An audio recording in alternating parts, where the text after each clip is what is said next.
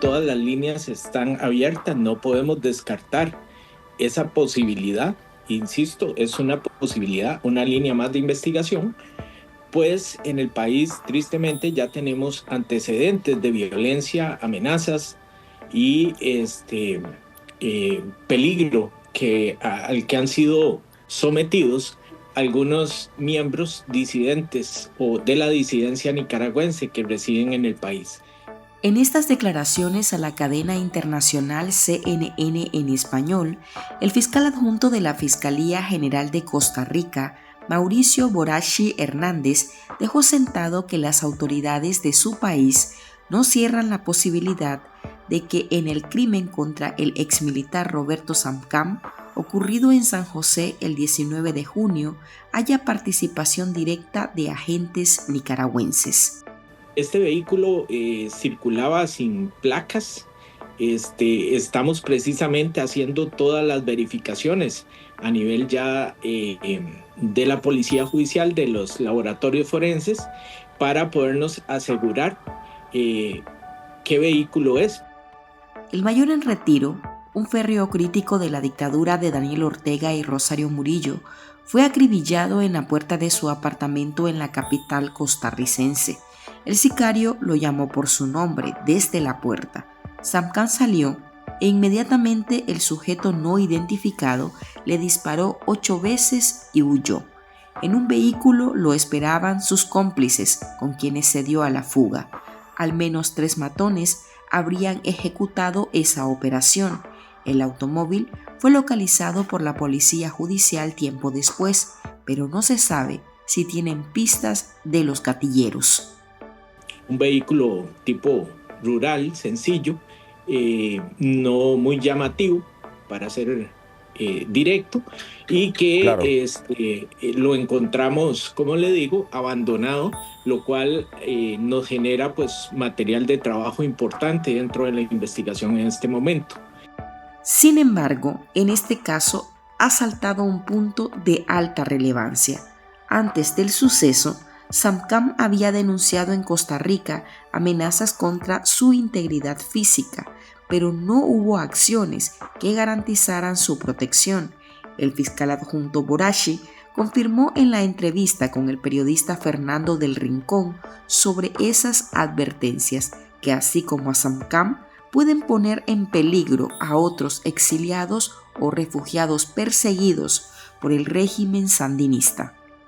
Fernando, sí existen antecedentes del señor Samcam que conocemos nosotros, no directamente con nosotros, las autoridades represivas propiamente, sino con autoridades de inteligencia del Estado costarricense, donde ya era una persona conocida. Él ya había manifestado posibilidades de sufrir amenazas o de ser víctima de algún tipo de agresión. No es el único caso. El abogado Álvaro Leiva salió de Costa Rica en julio del año pasado. Se sentía inseguro, avisó a las autoridades, pero no hubo respuesta a su petición de mayor protección. El exiliado político denuncia que el crimen de Samcam se pudo haber evitado si Costa Rica hubiese tomado cartas en el asunto al conocer sobre las amenazas de muerte en su contra. Ni nosotros ni la policía judicial descartamos la posibilidad de que el señor Roberto Samcam haya sido mandado a ejecutar precisamente por su férrea oposición al sistema y el régimen nicaragüense. Sabemos que es un activista que tenía una voz fuerte de crítica hacia el sistema. Sabemos que existían medios de comunicación que lo cubrían con frecuencia y desgraciadamente por el antecedente que tenemos con Joao Maldonado, no podemos obviar que esa sea una posibilidad. Después de este crimen, Leiva insiste en su denuncia que desde Costa Rica operan células de vigilancia, de secuestro y atentados que responden a agentes infiltrados y sicarios del FSLN comandados desde la Embajada de Nicaragua en San José y que empezaron a instaurarse cuando Valdrachensky, actual canciller de Nicaragua, era el delegado de la dictadura en el país vecino. En este momento realmente la investigación avanza. Hay un equipo de oficiales especializados en investigación de homicidios que están realizando una serie de diligencias. Por lo tanto, todavía de alguna forma certera no podemos confirmar ni descartar esa opción. Hola, soy Marlene Balmaceda. Hoy hablamos de Gobierno de Costa Rica desoyó denuncias previas de amenazas de muerte contra Roberto Samcam. Antes, un anuncio de su interés. Aquí, en Artículo 66, hay un equipo que trabaja incansablemente por la noticia. Seguimos informando para llevarle a usted la verdad. Hacemos investigaciones que desnudan la corrupción y todos los días ponemos en sus manos información que le ayuda a tomar mejores decisiones. Sin embargo, requerimos que nuestra audiencia se sume, que se suscriba a nuestro programa de donaciones y que emprenda junto a nuestros periodistas la fiscalización del poder y la denuncia de los abusos. Usted tiene en sus manos la decisión de que el periodismo no se calle. Puede contribuir en articulo66.com/donar. Y este martes está en Ahora el abogado, defensor de derechos humanos, secretario ejecutivo de la Asociación Nicaragüense Pro Derechos Humanos, exiliado y desnacionalizado por el régimen Ortega Murillo, Álvaro Leiva Sánchez. Con él abordaremos las denuncias que hizo ante el gobierno de Costa Rica, alertando sobre posibles atentados contra refugiados nicaragüenses y el mensaje que la dictadura quiere enviar a través del crimen al exmilitar Roberto Samcam. Abogado, usted dice que el asesinato contra el mayor en retiro Roberto Samcam pudo haberse evitado. ¿De qué forma considera que las autoridades tendrían que haber actuado? Gracias. Efectivamente, con el asesinato del mayor retirado Roberto Samcam, la dictadura Ortega Murillo envió un fuerte mensaje intimidatorio a la oposición nicaragüense y a los derechos humanos en el exilio. No es la primera vez que lo hace. Además, envía un mensaje a la comunidad internacional de que no respeta soberanías nacionales, proporcionándole la protección efectiva que necesitaba como un refugiado cuya seguridad personal estaba en alto grado de vulnerabilidad. La capacidad de acción de la dictadura Ortega Murillo fuera de frontera resulta evidente.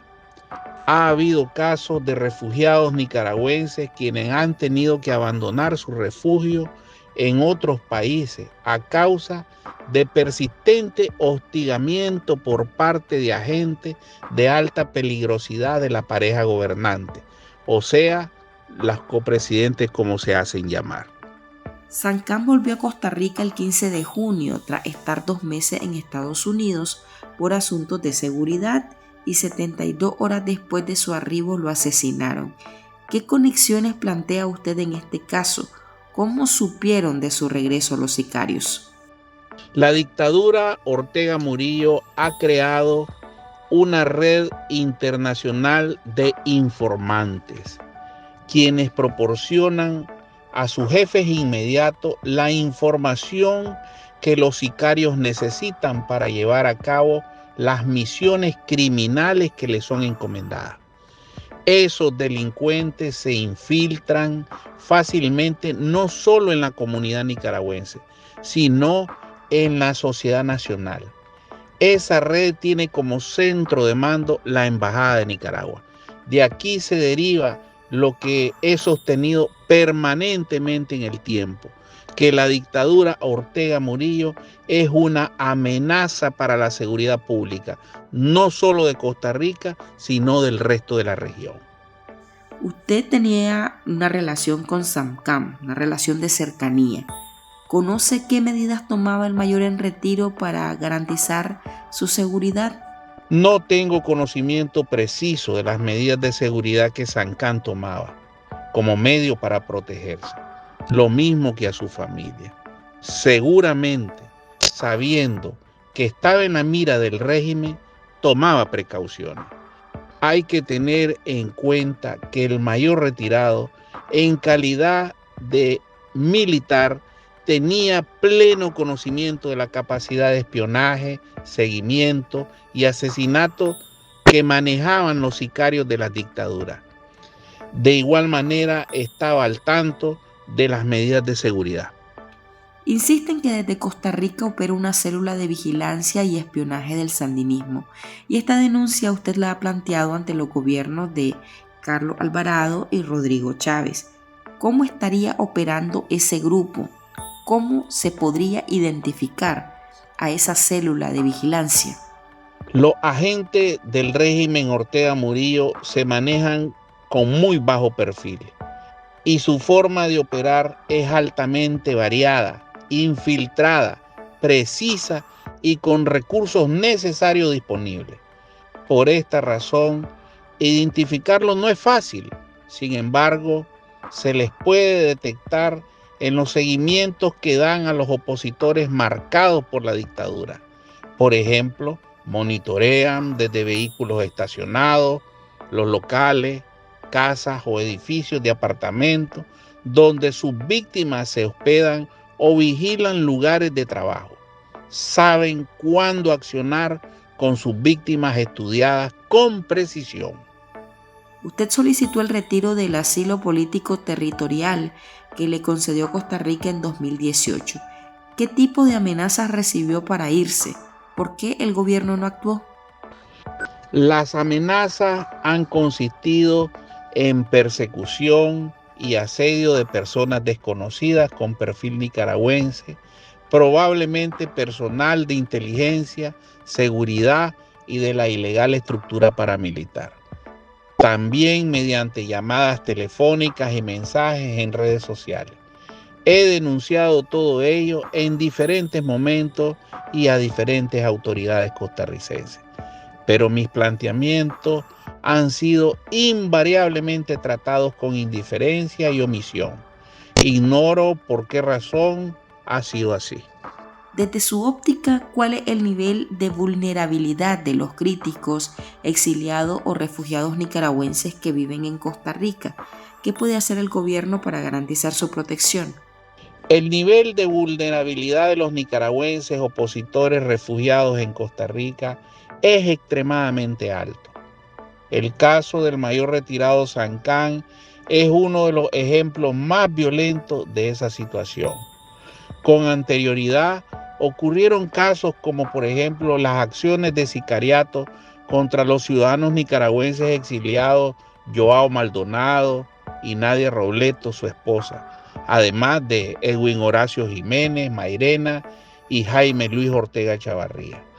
Maldonado fue víctima de 2 intentos de asesinato respectivamente el 11 de septiembre del 2021 y el 10 de enero del 2024. En ambos casos fue baleado varias veces habiendo superado las severas heridas. Para proteger a los exiliados nicaragüenses resulta necesario intensificar los mecanismos oficiales de seguridad al amparo de convenciones internacionales en la materia.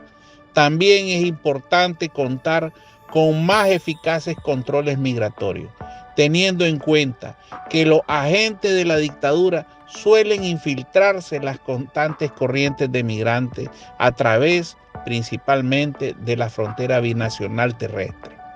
Además de todas las recomendaciones que se dieron en su momento, ya en manos de las autoridades competentes, que en su momento se omitieron, causando consecuencias fatales como las que sucedieron hasta hoy con Roberto Sancán, Joao Maldonado, Nadia Robleto, su esposa, además de Edwin Horacio Jiménez Mairena y Jaime Luis Ortega Chavarría. Es de vital importancia que los migrantes nicaragüenses, principalmente los perseguidos por la dictadura Ortega Murillo, se mantengan en un estado permanente de alerta y que tengan presente que sus potenciales victimarios suelen encontrarse entre ellos. Gracias, doctor Leipa, por ampliar esta perspectiva sobre la seguridad en Costa Rica. Muchas gracias y gracias por darme la oportunidad de este podcast. Saludos cordiales. Y así llegamos al final de esta edición de nuestro podcast ahora de este martes. Recuerde que en Artículo 66 seguimos comprometidos con investigar la corrupción y publicar los hechos que nos afectan como país. Usted lo puede hacer con nosotros. Su aporte a este medio de comunicación es valioso y puede dejarlo en articulo66.com/donar. Soy Marlene Balmaceda. Nos oímos en el próximo episodio. Este podcast es un esfuerzo periodístico de Artículo 66. Síganos en articulo66.com y en todas nuestras redes sociales.